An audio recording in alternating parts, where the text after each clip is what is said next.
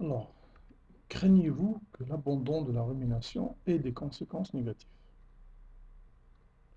Alors, dans cette courte vidéo, je vais vous proposer 3 étapes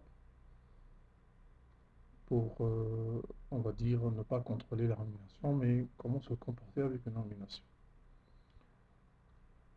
Alors, vous savez que beaucoup de gens croient que ruminer a des conséquences positives. Par exemple, lorsqu'on rumine, ça va nous aider à nous préparer à une catastrophe ou bien au pire. Alors qu'on sait que c'est un comportement qui est anxieux, c'est un comportement d'évitement et qui va avoir des conséquences négatives au long terme. Donc, la première étape, c'est apprendre à identifier les déclencheurs.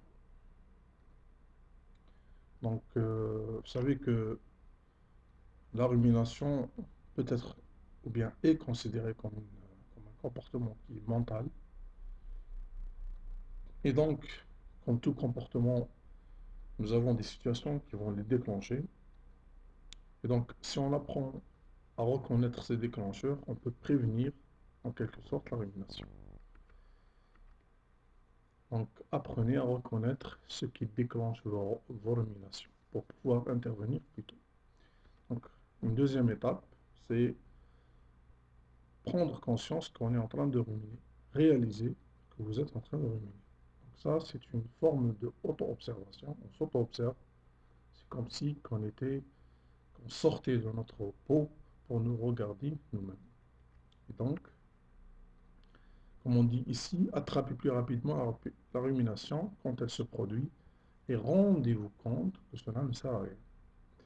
Puis la troisième étape, trouver une distraction tout en observant cette rumination.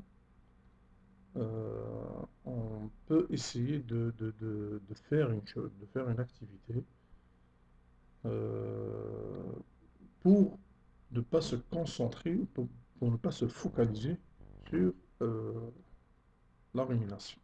Par exemple, ici on vous dit, concentrez votre attention ailleurs pendant 10 minutes pour interrompre la rumination. Donc voilà, ça ce sont 3 méthodes, bien 3 étapes pour comment se comporter, comment gérer une rumination. J'espère que ça va vous plaire, ça vous a plu et merci pour votre attention.